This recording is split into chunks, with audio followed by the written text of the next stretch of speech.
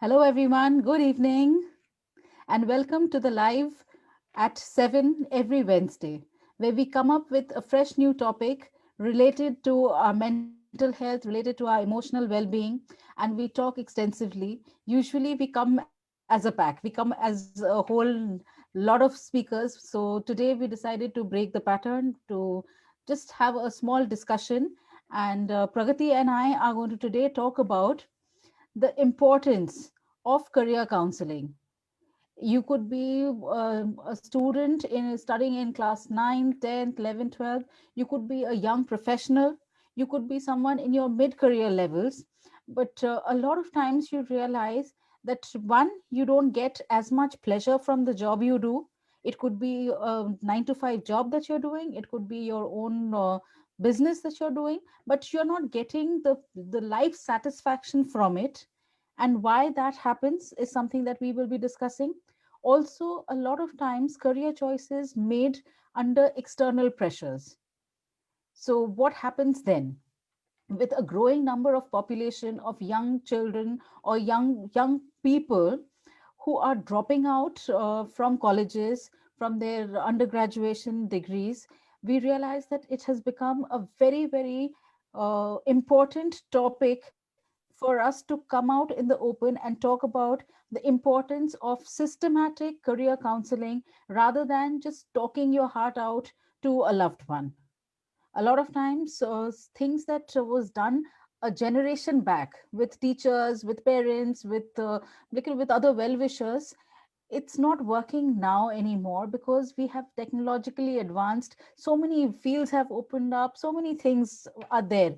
So like we don't use that black stone phone anymore, we use smartphones. So let us talk in this day and age, in this time of technology, what is the best option and who else other than a certified qualified psychometrician. Pragati, please take over. Thank you, Devdina.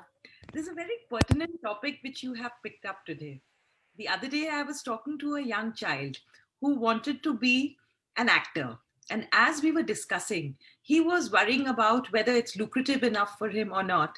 So, when we did his psychometric testing, we checked for his verbal ability, we checked for his closure ability, and also the way, what was his psychomotor, what was his hand eye coordination. So, some of the skills, is he expressive enough? So, when we scientifically analyzed everything, he was so happy because, as we know now, acting is, while talent is of course important, these days people believe in training to be a good actor. Like, people have started accepting that a bit of scientific training, if nothing else, gives you the required amount of practice needed to excel at something. Maybe that 10,000 hours that we talk about to be successful at any work, when they follow a proper structured curriculum, they know that they have been trained in the art.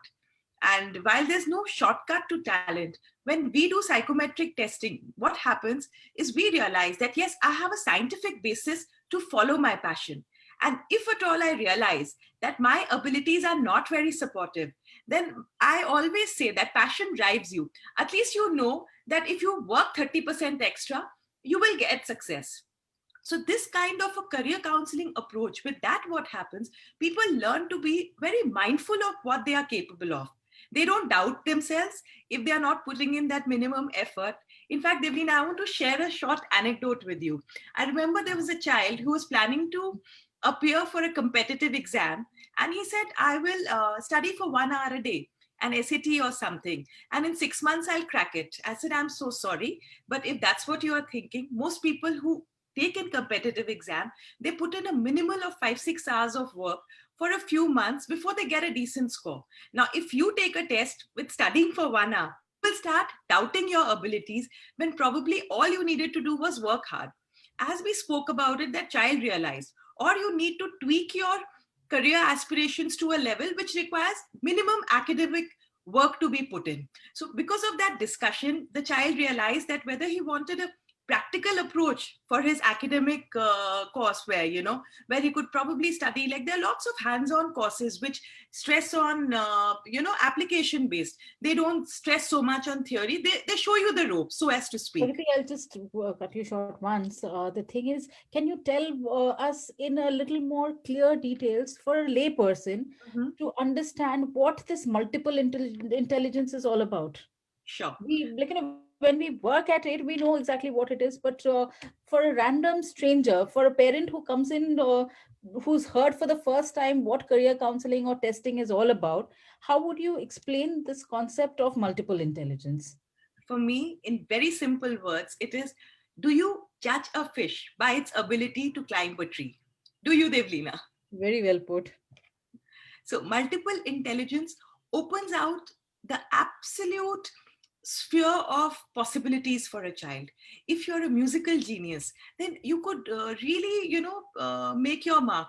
Maybe as a conductor, maybe as an instrument player or a singer. There are lots of careers associated with music. In fact, I've had children who get into music entrepreneurship, how to market a label. So if they're that specific, when we talk about multiple intelligence, we can talk about that. Now, kinesthetic is another kind of intelligence. How is it that you move your body, the way you move? Some people, so as people open out, they are not stuck to that typical arithmetic logical ability that we talk about. 2 plus 2 is equal to 4. With multiple intelligence, 2 plus 2 could be 22, 2 plus 2 could be 4 minus 0, 2 plus 2 could be 8 minus 4. So to put it like that, multiple intelligence helps you acknowledge that every child has his work cut out, and every child has some unique ability. So career counseling helps us tap into that multiple intelligence. Okay, so my next question to you is, suppose a young professional who's studied a particular subject and has done reasonably well, I wouldn't say excelled, but has scraped through, Mhm. now realizes that maybe 2 years, 3 years down the career line, realizes that this is not what I exactly am getting, a good feel about. So, do you think that what options do they have? What they can do is firstly come for a psychometric testing. Now, psychometric testing is a scientific way to understand what is your unique abilities. That is, what is it that you do best? Do you talk well? Do you market well? Do you draw well? Do you there are multiple careers that we can talk about. Next, we talk about the personality. Do you work well in a group, or do you work in a room like you and I are talking? Do you love to read a lot of books? Like if you want to be a lawyer or a psychologist, you don't have an option but to read a lot of books. So what is your personality like? Are you very intuitive about things, or do you like things to be structured out for you? It's written here, I can smell it, I can taste it. And lastly, interest. You may have all the ability and the personality, but if you don't have interest, it just does not work. So coming back to the question that you asked me, so when a person does a scientific analysis of his personality, of his abilities and his interests, the person knows where exactly to head. The reason why people flounder is because they just get into something for the wrong reasons. The wrong reason could be because their parents wanted it. It could be that it's more lucrative. It could be it's far away from home. These days, it's no longer about it's close to home. So when you pursue an important decision like this, just on a whim, unfortunately, some children or some adults too pay a very heavy price for it. And at any juncture, you realize that you are in a career or an academic stream which is not being suitable for you. You can always get testing done and get back to track. Okay. And can you tell us a little more in details about this whole career counseling and testing? How long does it take? What does it involve?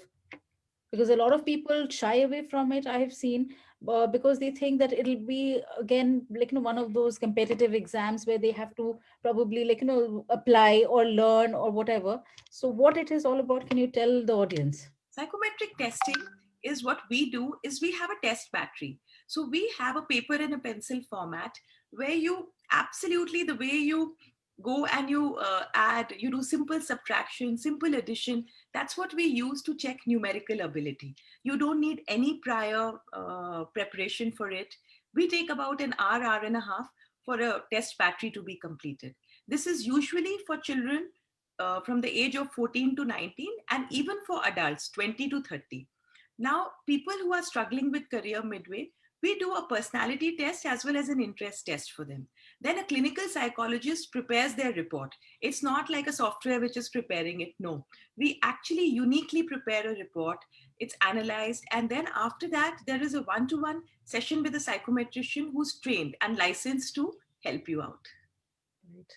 Um, what would you tell parents, What especially because we have a lot of we see a lot of say school about to go to college, like children who really look for career counseling and psychometric assessments.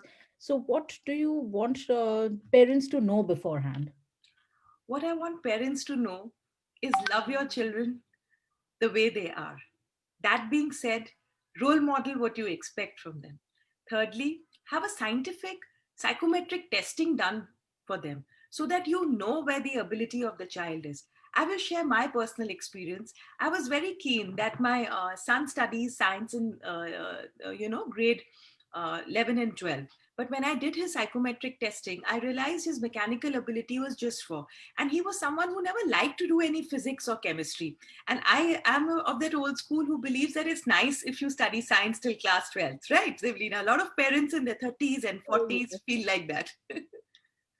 But after I did his testing, I realized that it's not that he was not putting in enough effort, but it was something which was like Greek Latin. In fact, the moment he dropped science, he started excelling in his studies. He went on to top the commerce section. So, my appeal to parents is have a scientific basis when you tell your child about the pluses or minuses about an academic stream or a career that you are talking to them about. And lastly, listen to them.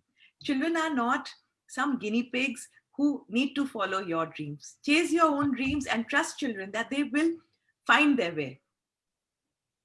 Right. A lot of times we also come across, I'm sure, like, you could throw a little more light on this since you're the one who deals with this. Say, a lot of times we come across parents and children who think that choosing a particular stream of studies or a career would either lead to a lot of money, or the child per se will not make so much money in a particular profession, where the child's calling probably is that, especially we see it in fields of arts. Mhm. So Divina, what's I have your take only on this? one thing to say. If Michelangelo's parents thought like that, we wouldn't have such masterpieces. You know, if every teacher's parent thought like that, we won't have a society of children who are well loved by their kindergarten teacher. So, really, parents really need to think about themselves. A child who follows his or her heart excels. I personally feel that even if you're waiting on tables, but you do it with a purpose in mind, you can take care of your life. And as adults, I mean, I'm sure even you have seen that, you know, when challenges come, you're never prepared for them. You have to take out your own formula to deal with it. With the same challenge, the way you deal with it and I deal with it is very different. And parents, what I appeal to you is, while money is important, we all need it, what's more important is a work life balance. So if you follow that in life, it would actually set a recipe for a happier child. And ask yourself, do you want a rich, moneyed child whom you can show off about, or do you want a happy child who balances his or her life the way they think is right? Any thoughts on that, Devlina? Yeah, I think between you and me, we've seen a lot of unhappy professionals, a lot of stressed out professionals. So, and people who feel burnt out much easier or much faster in life. So, and a lot of times we've realized that they are into careers which their personalities, interests, or abilities, none of them support it. That's probably the reason why they are feeling so mentally bogged down. Mhm. So, with that, we'll wrap up today's live, and with the hope that this becomes a household topic of conversation between any parent child, any siblings, that it is very, very essential. It's almost like pulse polio.